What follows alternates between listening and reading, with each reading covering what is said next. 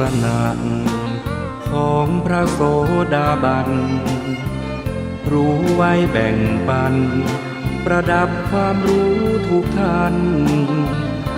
บุญบารมีชาติใหม่พระโสดาบันคอยคำขีดคันไม่มีตกต่ำลงมาเกิดเป็นมนุษย์ก็ได้บุญมาเกิดเป็นพรหมประเสริฐและเป็นเทวดาอย่างละ7 ชาติครบถ้วนแล้วตามนั้นนาแล้วก็ต่อมาถึงอรหัตผล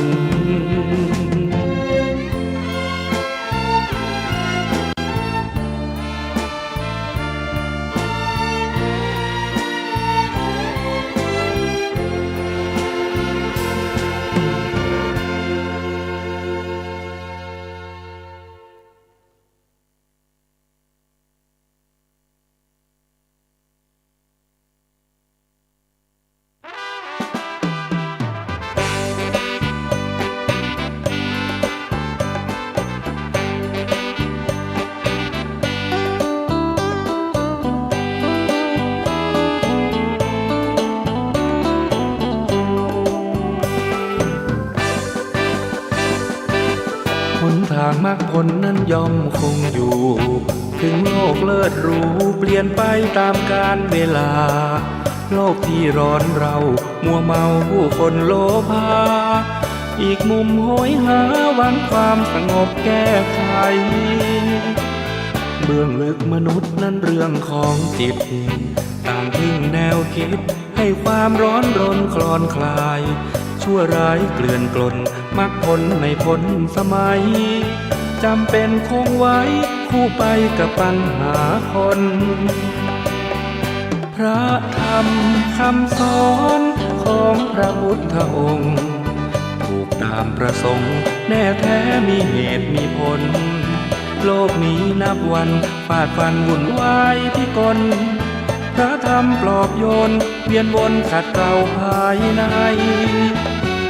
สัพพพัญญูผู้รู้จนสิ้นเหมือนเฝ้าทวินให้ทำชี้นำทางใจพระองค์สรรสร้างหนทางสว่างไสวกี่ล้านสมัยมรรคผลอยู่ได้นิรันดร์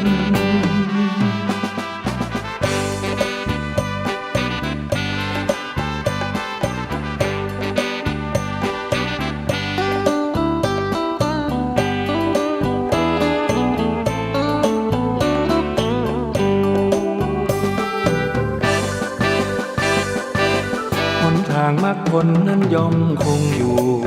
ถึงโลกเลิศหรูเปลี่ยนไปตามกาลเวลาโลกที่ร้อนเรามัวเมาผู้คนโลภาอีกมุมโหยหาหวังความสงบแก้ไขเบื้องลึกมนุษย์นั้นเรื่องของจิต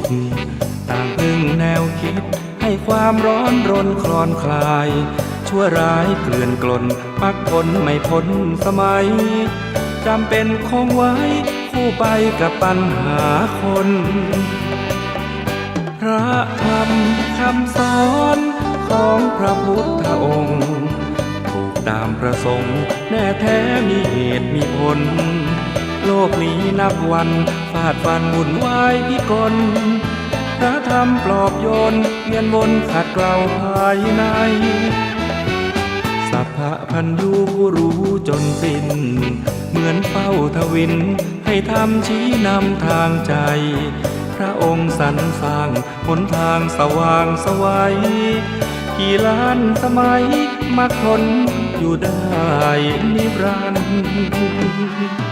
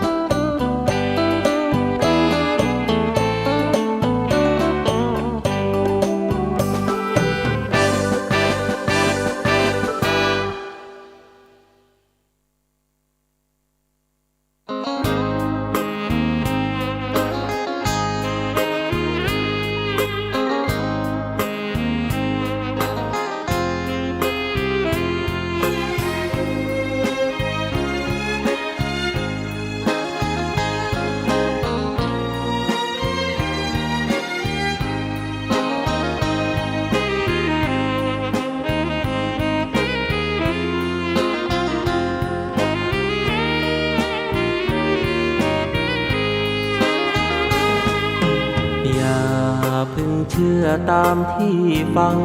มาช่างอุราไว้บ้างเถิดน้องอย่าเชื่อตามที่ทำสืบต่อในสิ่งนั้นนออาจจะไม่ถูกจริงอย่าเพิ่งเชื่อตามที่เล่าลืออย่าเชื่อถือตามบทอ้างอิงหากเชื่อโดยนึกเดาผิดยิ่งไม่ควรเอ็นอิงกับสิ่งเพียงคาดคะเนกาลมาสูตรบทธรรมพระพุทธศาสตร์พระองค์วางวาดหมดจุดไม่ให้ไขว้เขวแนวคิดตามเหตุผลปนเปอาจมีโยเยเชื่อไปอาจไม่แน่นอนว่า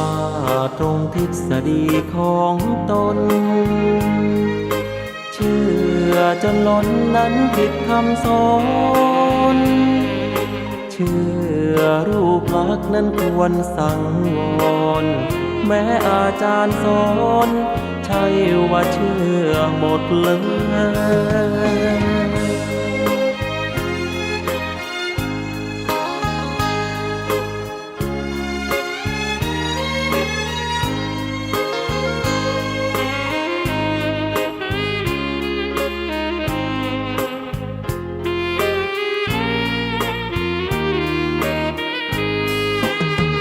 กาลมาสูตรบทธรรมพระพุทธศาสตร์พระองค์วางวาดหมดจดไม่ให้ไขว้เขวแนวคิดตามเหตุผลปนเปอาจมีโยเยเชื่อไปอาจไม่แน่นอนว่าตรงทฤษฎีของตนเชื่อจนล้นนั้นผิดคำสอนเชื่อรูปลักษณ์นั้นควรสังวรแม้อาจารย์สอนใช่ว่าเชื่อหมดเลย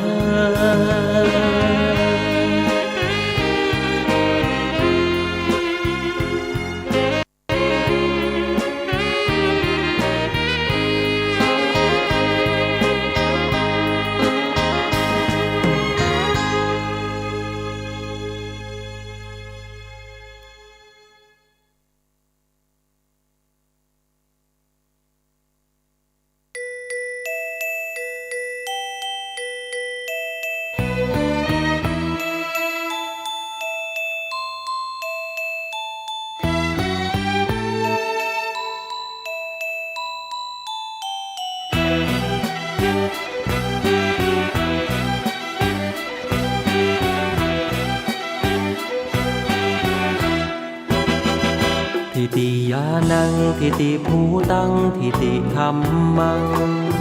ขอเชิญท่านฟังในทรัพย์แท้สามประการ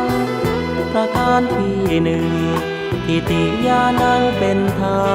นปัญญาเบ่งบานจิตนิ่งรู้แจ้งสดใส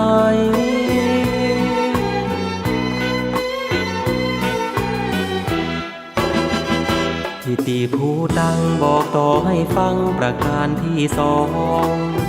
รู้เห็นเรื่องรองจิตพ้นจำกัดเงื่อนไขมุมมองทุกสิ่งรู้แจ้งความจริงแบบไหนธรรมจักชุบใจไม่มีสิ่งใดเข้าบัง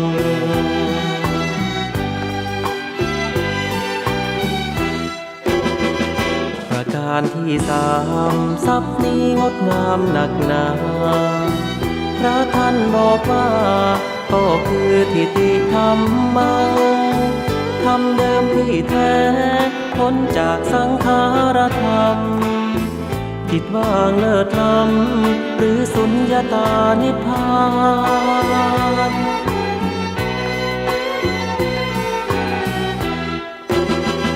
ทิติยานังทิติภูตังทิติธรรมัง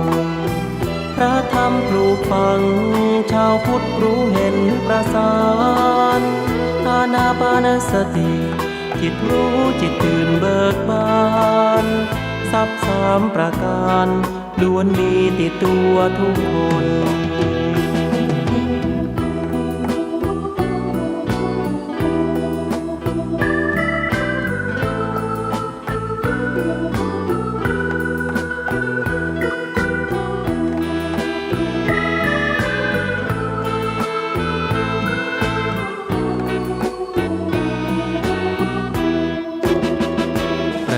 ที่สามทรัพย์นี้งดงามหนักหนา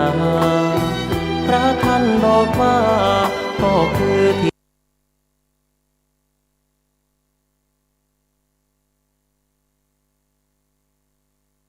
นิมิตังอวะมังคลัญจโยจามนาโปสักขุณาสัสสโตปะปะกะโหตุสุปินังอกันตังพุทธานุภาเวนะวินาสเมนตุยันตุนิมิตังอวะมังคลัญจโยจามนาโปสักขุณาสัสสโตปะปะกะโห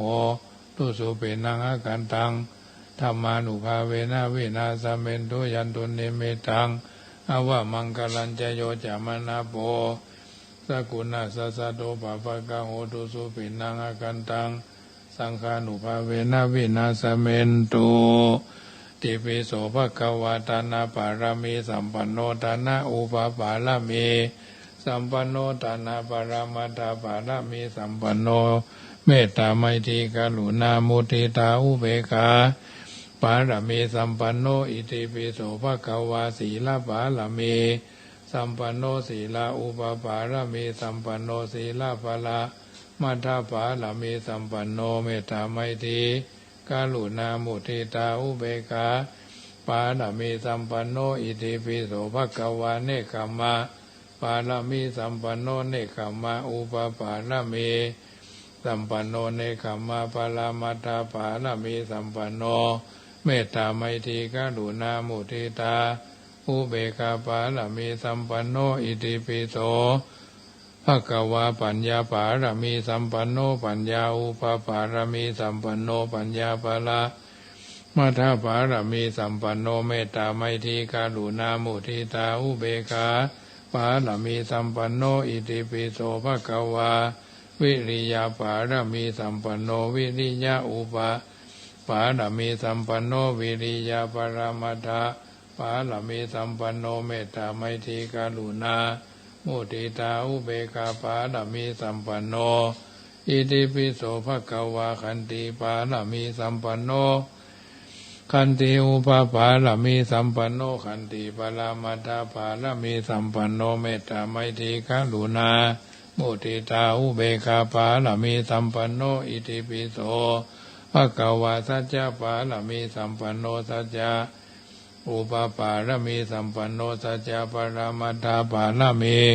สัมปันโนเมตตาไมตรีกรุณามุทิตาอุเบกขาปารมีสัมปันโนอิติปิโสภะคะวะอธิฐานะอเมตตาปารมีสัมปันโนเมตตาอุปปารมีสัมปันโนเมตตาภละมัทธปารมีสัมปันโนเมตตาไมตรีกรุณามุทิตาอุเบกขาปารมีสัมปันโนอิติปิโสภะคะวะอุเบกขาปารมีสัมปันโนอุเบกขาอุปปารมีสัมปันโนอุเบกขาปรมัตถปารมีสัมปันโนเมตตาไมตรีกรุณามุทิตาอุเบกขาปารมีสัมปันโนอิติปิโสภะคะวะทัสสะปารมีสัมปันโนทัสสะอุปปารมีสัมปันโนทัสสะปรมัตถปารมีสัมปันโนโสภะคะวะอิติปิอะหังสุขิโตโหมิอะหังอเวโรโหมิอะหังอภยาปโจโหมิอะหังอานิโคโหมิอะหังสุขีอัตถนังปริหารามิทัสสะสุติสาสัพเพสัตตาอเวราหุนตุอภยาปจาหุนตุอานิคาหุนตุสุขีอัตถนังปริหารันตุเอวัมเมสุตังเอกังสัมมายังภควาสาวัตถิยังวิหารติเจตวันเนอนาถา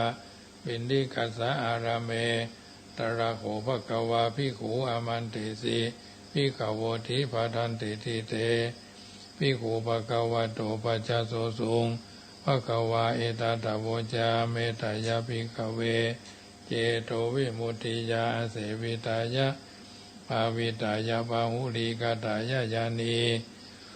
กตายะวัตถุกตายะโนติตายะปริจิตายะสุสมาตตายะอิเมกา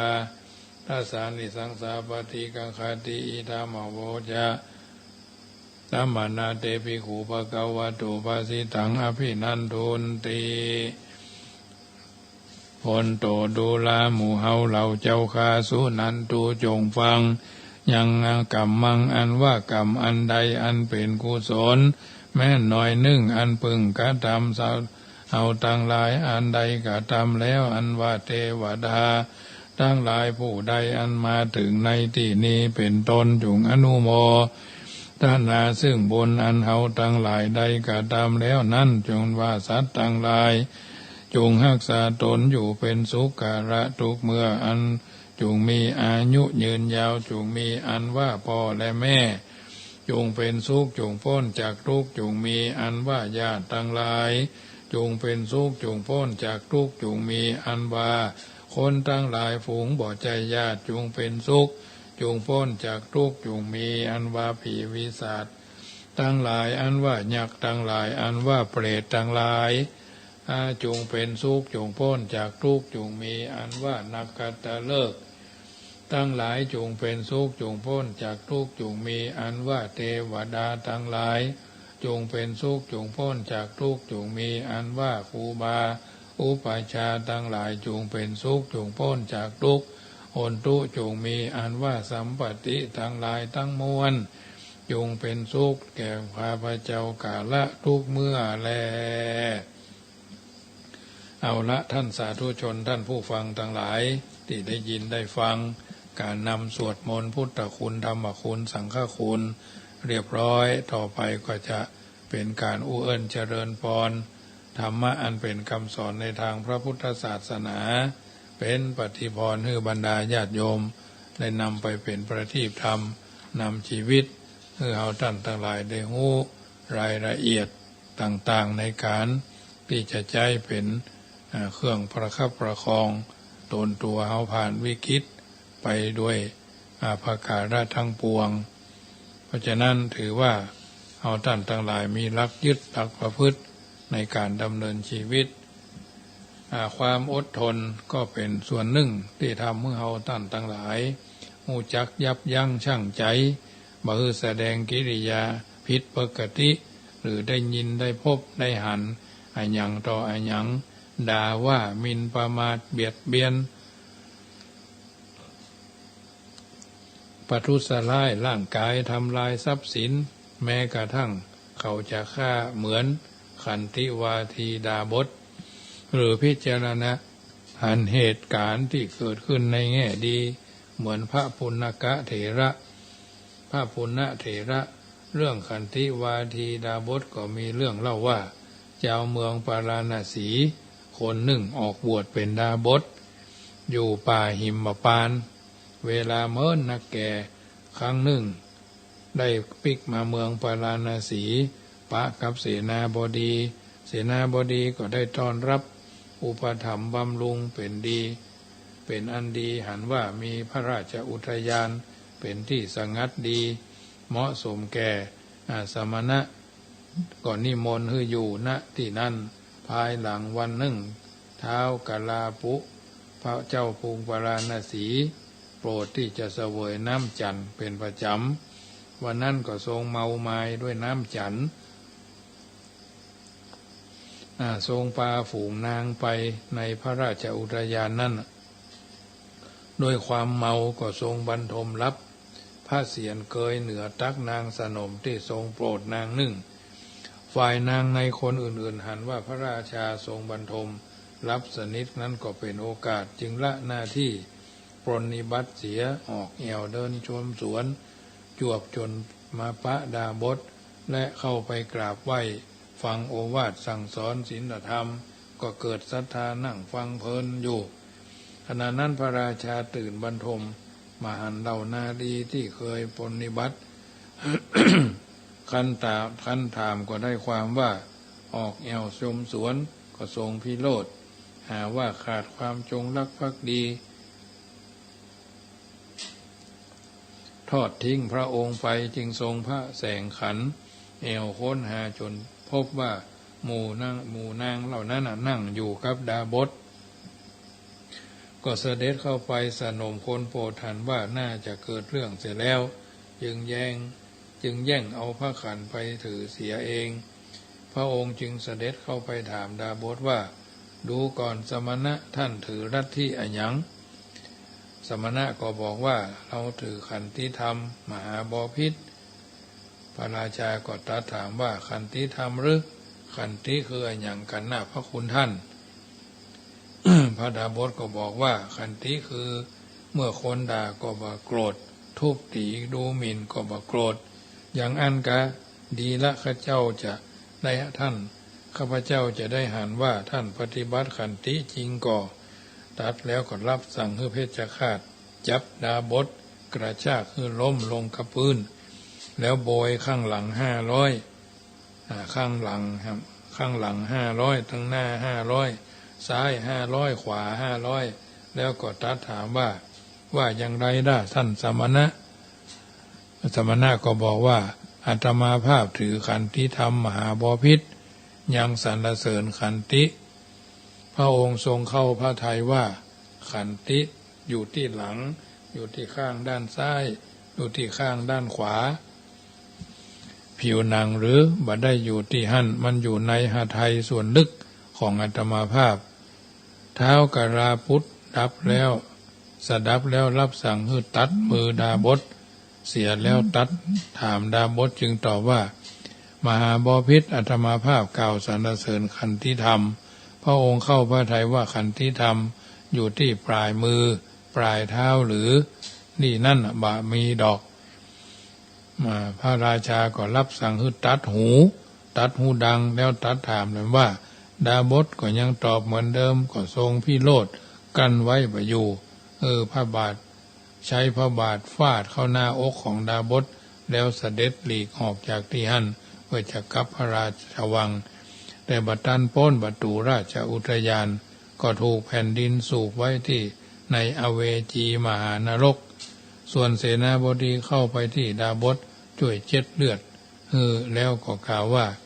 พระคุณท่านขอรับถ้าท่านจะโกรธภัยในเรื่องนี้ก็ขอให้โกรธพระราชาเถอะอย่าโกรธคนอื่นเลยดาบสก็กล่าวว่าพระราชาพระองค์ใดรับสั่งให้ตัดมือตัดเท้าตัดหูดังหรือจมูกนาสิกเนาะของเฮาขอให้พระราชาพระองค์นั้นจงทรงพระเจริญอยู่ยืนนานเถอะคนอย่างอาตมาภาพบ่โกรธไผอดเปรี้ยวไว้กินหวานเนาะเมื่อกล่าวจบก็แน่นิ่งไปอยู่ได้บัดตลอดวันก็มรณภาพส่วนเรื่องปุณณเถระมาในปุณโนวาทสูตรว่าท่านพระปุณณฐานะเดิมเป็นพ่อกาผู้มีอันจะกินเป็นเจ้าสุนาระปรันตชนบทได้เดินทางมายังเมืองสาวัตถีเพื่อค้าขายได้ไปที่วัดพระเชตวันและฟังพระธรรมเทศนาที่พระศาสดาทรงแสดงก็ทรงศรัทธาเข้ามาบวชขันได้บวชแล้วก็ปฏิบัติเคร่งครัดในพระกรรมฐานแต่พระกรรมฐานบ่ปรากฏในใจจึงหันว่าที่นี้คงจะบ่เหมาะสมแก่การปฏิบัติใครจะกลับไปชาติภูมิเพื่อปฏิบัติให้สำเร็จจึงทรงเข้าไปทูลลาสมเด็จพระบรมศาสดาพระองค์จึงตรัสถามว่าดูก่อนปุณณะเธอจะไปที่ไหนพระปุณณะก็กราบทูลว่าจะไปอยู่ที่สุราปรันตชนบทพระเจ้าข้าพระศาสดาตรัสว่าดูก่อนปุณณะชนชาวสุราปรันตะเป็นคนดุร้ายคือสวกหยาบคายถ้าเขาจักว่าด่าว่าคุกคามเธอจะทำอย่างไรพ พระปุณณะก็ตอบว่าทูลว่าข้าพเจ้าก็จะคิดว่าที่เขาด่ายังดีกว่าเขาใช้มือตบมือเท้าตบตีข้าพเจ้าพระศาสดาก็ตรัสว่าถ้าจะอั้นเธอจะถ้าเขาใช้มือเท้าตบตีเธอเล่าเธอจะทำอย่างไรพระปุณณะก็ทูลว่าข้าพระองค์ก็คิดว่าเขาทุบตีด้วยมือด้วยเท้ายังดีกว่าเขาตุบด้วยก้อนหินตุบทุ่มก้อนดินใส่ข้าพเจ้าศาสดาก็ตรัสว่าถ้าเขาเอาก้อนดินทุ่มใส่เฮาล่ะเฮาจะทำอย่างไรพระปุณณะก็ตอบว่าถ้าเขาทุ่มก้อนดินใส่ข้าพเจ้าก็คิดว่าโอ้เขาทำอย่างนั้นยังดีกว่าเขาฟันแทงด้วยสัตราวุธถ้าเขาฟันแทงด้วยสัตราวุธล่ะเฮาจะเนี้ยจะใดพระศาสดาก็ตรัสถามพระปุณณะก็ตอบว่าถ้าอย่าอ่านข้าพระองค์ก็จะคิดว่าจะฟันจะแทงด้วยสัตราวุธก็ยังดีว่าเขาฆ่าคือตายถ้าเขาจะฆ่าเฮาคือตายเล่าจะทำอย่างใดพระปุณณะก็ตอบว่าพระเจ้าข้าถ้าเขาจะฆ่าคือตายข้าพระองค์ก็จะทำในใจว่าสาวกของพระพุทธเจ้าบางรูปอิจฉาระอาใจกับร่างกายอันระทมทุกข์ต้องฆ่าตัวตายส่วนข้าพระองค์เขาช่วยจัดการบ่ต้องทำเองเป็นการดีกว่าเป็นไหนดีแล้วปุณณะดีละปุณณะเธอมีความสงบใจแท้ๆข่มใจอย่างนี้จริงๆจักสามารถอยู่ในชนบทชื่อสุราปรันตะนั้นได้เธอจะอยู่ที่ท่านก็คงมาตามเราจงไปตามปรารถนาเถอะพระปุณณะเถระก็ได้ไปสู่สุนาปรันตชนบทจำพรรษาอยู่ที่อารามแห่งหนึ่งจำสำเร็จเป็นพระอรหันต์เตวิชะภายในพรรษานั้นต่อมาก็ทรงนิพพานที่หั่นบางพระสูตรท่านแสดงว่าขันติธรรมที่เรียกว่า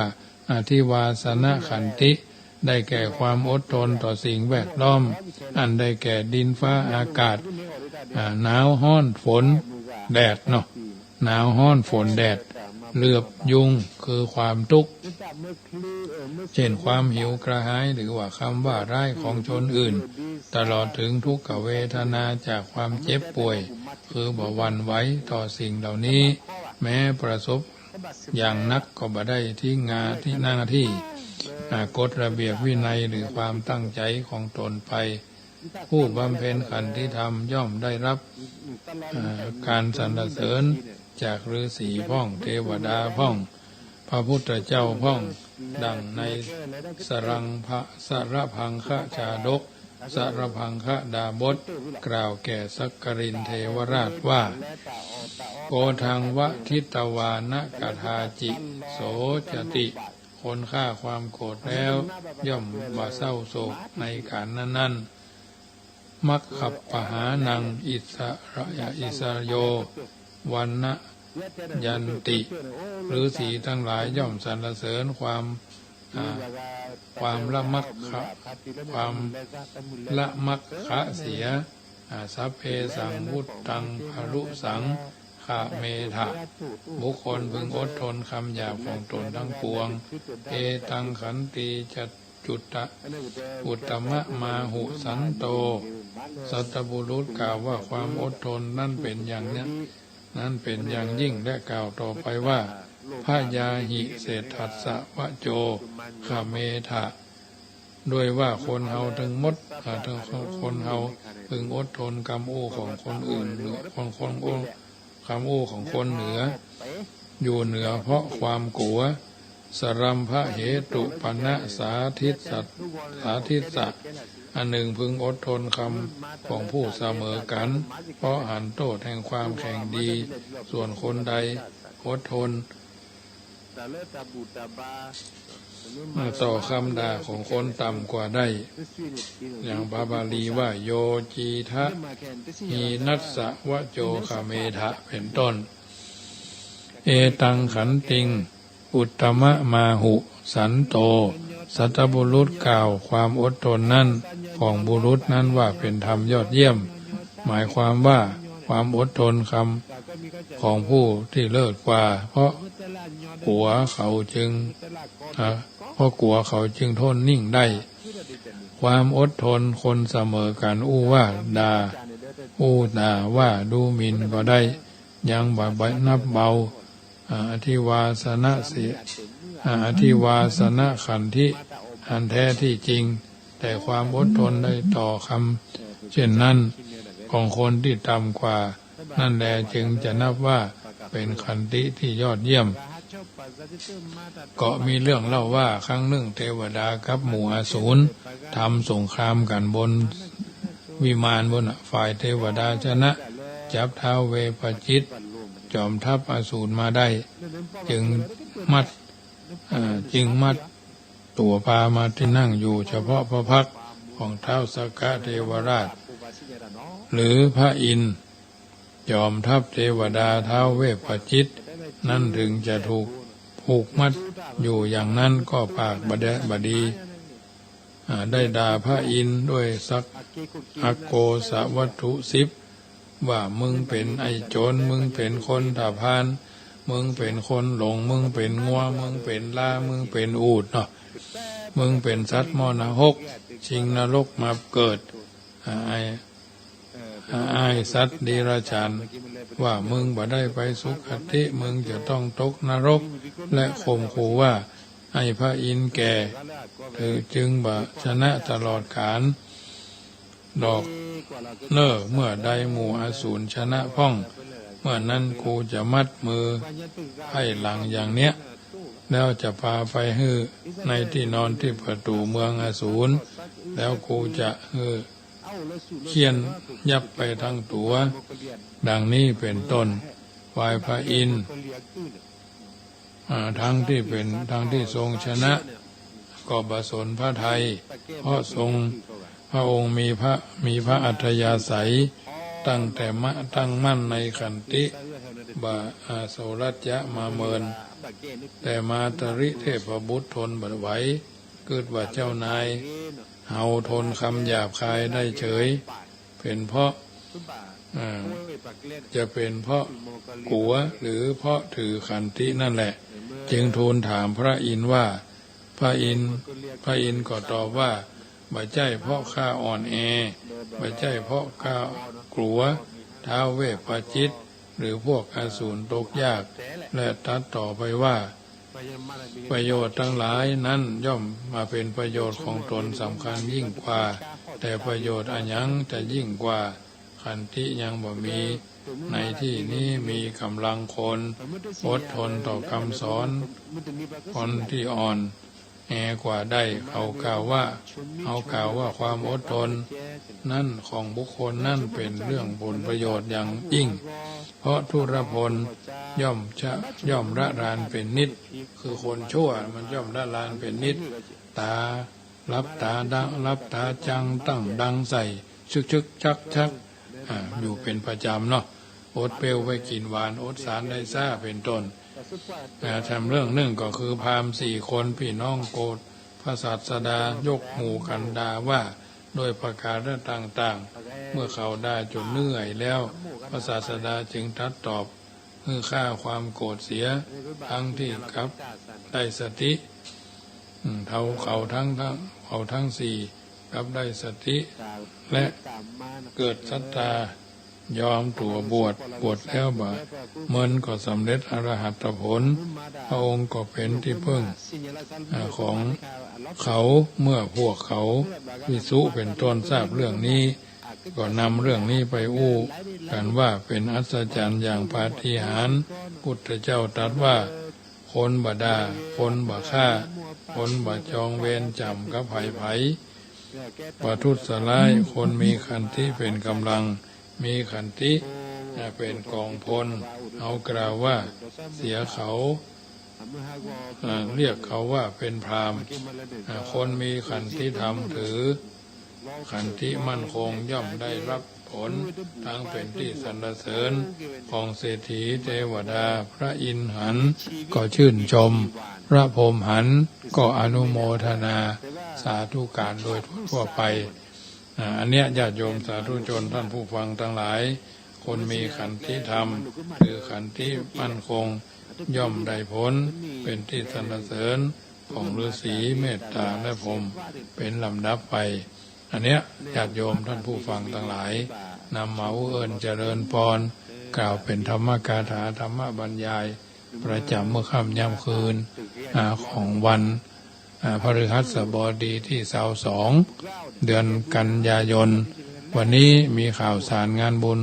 เกิดขึ้นที่วัดพระพุทธบาทตากผ้าอินทรากหากไม้ประจำปีญาติโยมก็คงจะเคยมากันเป็นส่วนใหญ่หรืออาจจะไม่ได้เคยมาหรือมาพ่องบ่มาพ่องเนาะบางคนก็ตั้งกลวยตั้งตะกร้าไว้ก็ไปเป็นเจ้าภาพร่วมกันในการสร้างสรรค์สิ่งต่างๆเหล่านี้กินสลากหากไม้ปีแล้วก็นึ่งเตื้อวันนี้ก็ผ่านไปด้วยดีเนาะฝนตกเมื่อสัก11 โมงป่ายก่อนจะ11 โมงเนาะพระเจ้าประสงค์จะเตรียมตัวไปฉันพระทหารเพลวันนี้ก็ทำลาบป่าไปจำนวน50 กว่าชุดเนาะ50 กว่าชุดพักกฐินขอบรั้วเนาะบะทัวฟักยาวเห็นน้อยหนึ่งพักไฟหอมด้วนเนาะพักไฟเครื่องบำรุงเกี่ยวกับลาบป่าก่อนใดก็ถือว่าพระเนนก็จันกันวันค่ำวันนี้นะทางนี้ทางนั้นก็ถือว่าโรงทาน จำนวน100 กว่าขัน100 กว่ากัวเข้าเนาะก็ถือว่าของเรานี่ก็บ่น้อยหน้าของอื่นๆแล้ววันพวกนี้คณะสงฆ์หน่วยอบรมประชาชนทั่วลำพูนเชียงใหม่แม่ฮ่องสอนเชียงรายพะเยาแพร่น่านตากอุตรดิตถ์พิษณุโลกสุโขทัยตลอดจนจังหวัดตากเนาะก็จะได้มาร่วมกันเจ้าคณะจังหวัดเจ้าคณะจังหวัดรองจังหวัดอำเภอรองอำเภอเจ้าคณะโหนเจ้าคณะภาคก็จะมากันที่ลำพูนเอาวันพรุ่งนี้เริ่มตั้งแต่8 โมงเนาะ8 โมงครึ่ง7 โมงหมายความว่าทุกท่านทุกตนทุกคนทุกหมู่เราต้องพร้อมเนาะเพื่อจะเป็นการถวายการต้อนรับเจ้าพระคุณสมเด็จพระมหาธีราจารย์วัดพระเจตุพนวิมลมังคลารามหรือวัดโพเนาะยักษ์วัดแจ้งก็คือวัดอรุณยักษ์วัดโพก็คือวัดพระเจตุพนวิมลมังคลารามนะอันนี้ก็เป็นสมเด็จที่เพิ่นจะมาตรวจเยี่ยมตำบลมะกอกก็เอาผ้ารัดอกและก็ถั่วเน่าแคปถั่วเน่าแผ่นไปจำหน่ายในงานนี้ญาติโยมทั้งหลายก็ฟังแล้วก็มาร่วมกิจกรรมก็ได้เนาะมีหลายอย่างจ้างฟ้อนนางรำคือมันเป็นที่คึกคืนม่วนอกม่วนใจกันไปตามลำดับวันที่23 25ก็งานทำบุญทานสังฆทานแก่พระเจ้าพระสงฆ์องค์สามเณรที่จำพรรษาครบไตรมาสในวัดจังกำวันที่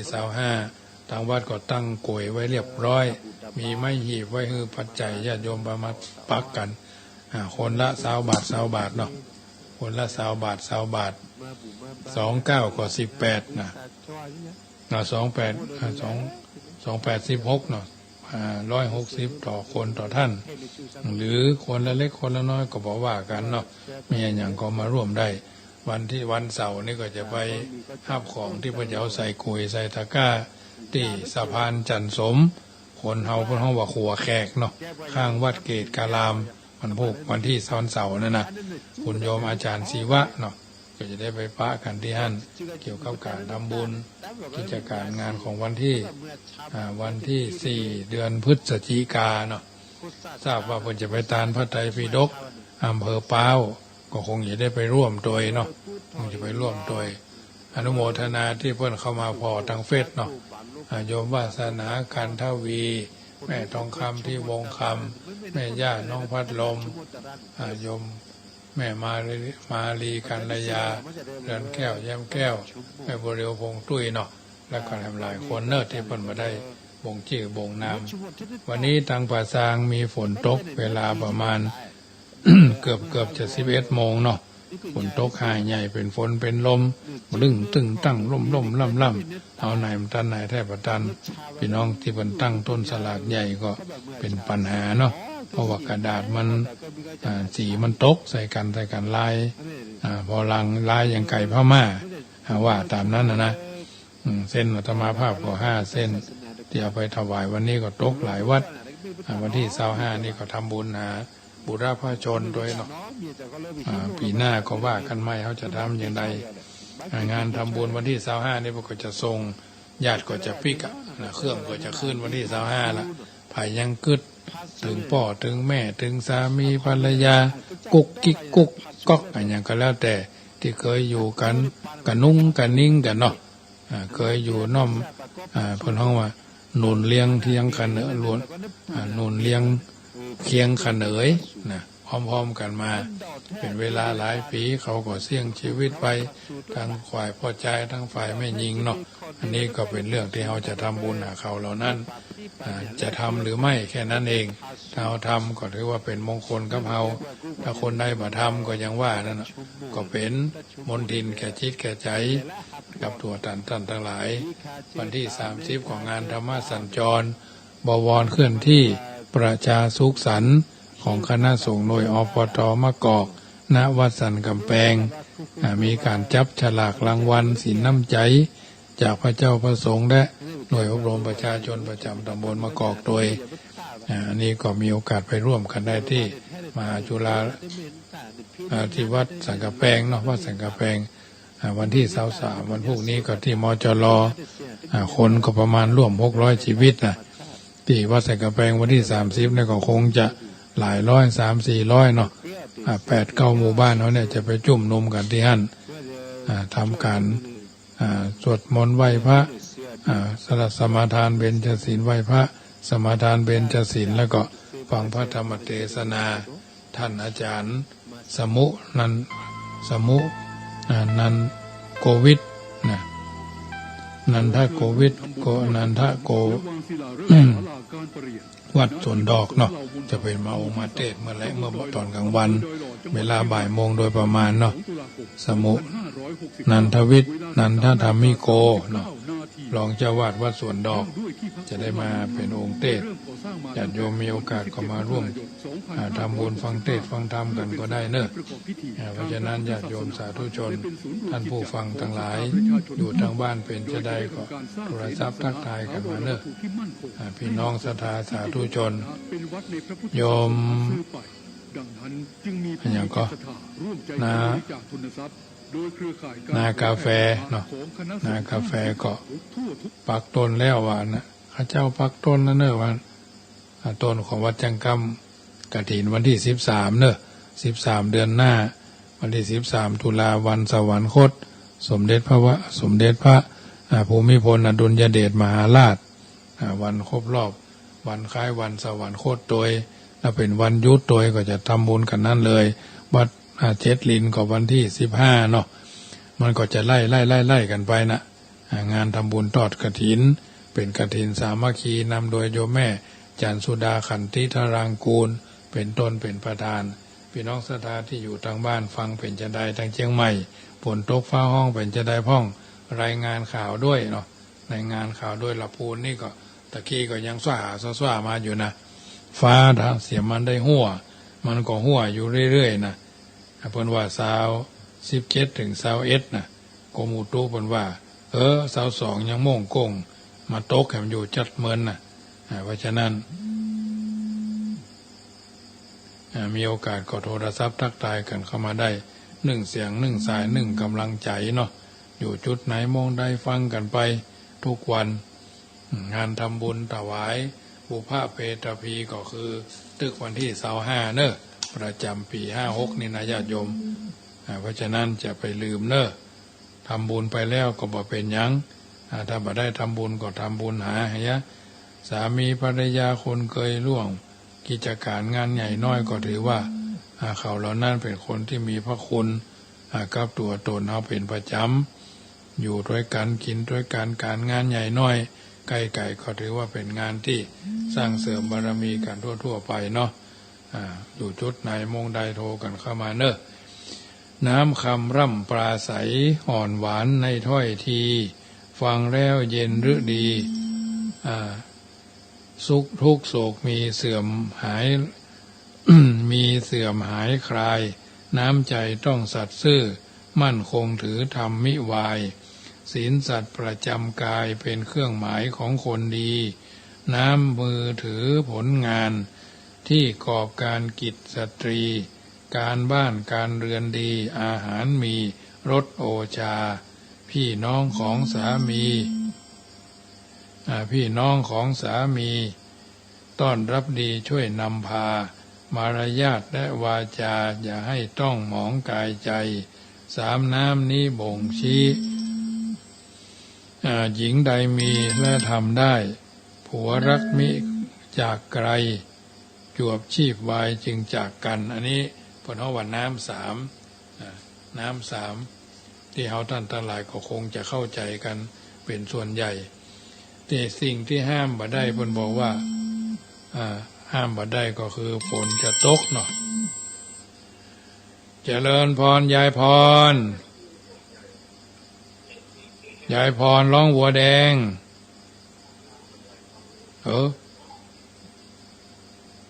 เจริญพรแม่บ้านแม่แต่เนาะ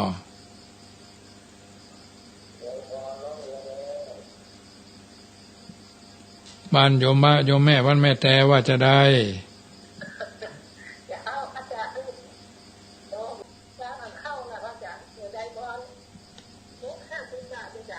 ขันละ50 บาท50 บาท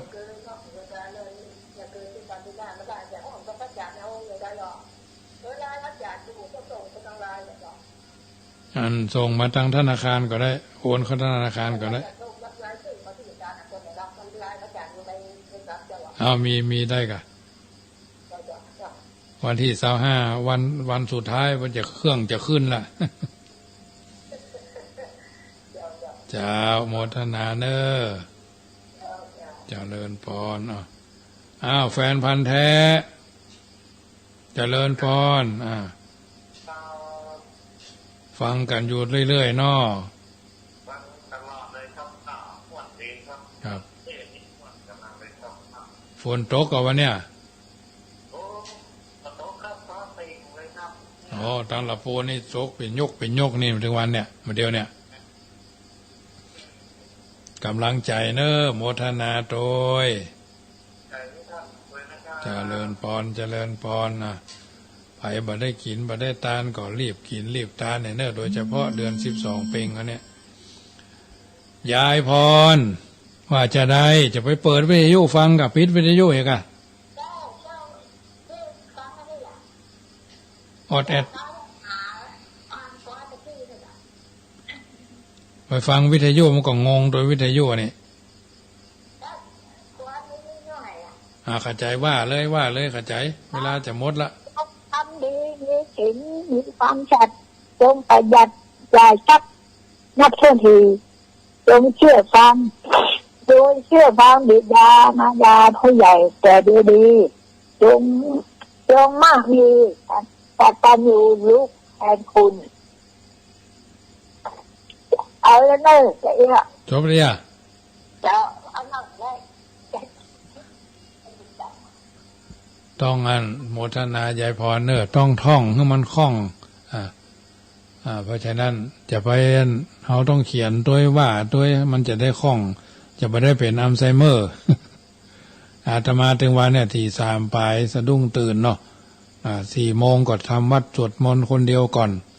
ควายมาก็มาตั้ง5 โมงเนี่ย5 โมงครึ่งถึง6 โมงครึ่งนี่ก็ทางวิทยุเนาะแต่วันพรุ่งนี้นี่บ่ได้สวดวันพรุ่งนี้มีศาสนกิจตั้งแต่เจ้ามืดเนาะ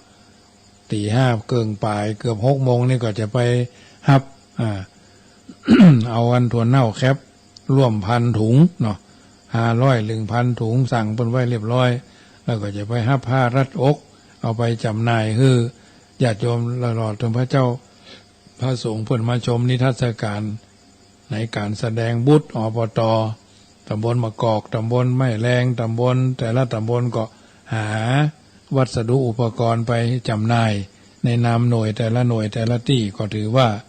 เป็นการสร้างสรรค์ผลงานด้านสัมมาชีพแก่ศรัทธาประชาชน จะไปกิ่วมื่นหรือบ้านกิ่วมื่นหรือบ้านพระนอนม่อนจ้างเนาะเราก็จะมาวัดบ้านสันกำแพงจะมาเอาผ้ารัดอกก็เป็นพวกน้องว่า หัตถกรรมพื้นบ้านเนาะมีอยู่2-3 บ้านใส่กระแปงเนี่ยนะคนเท่าเพิ่นก็เท่าแล้วเนี่ยบ่ไหวเนาะคือลูกคือหลาน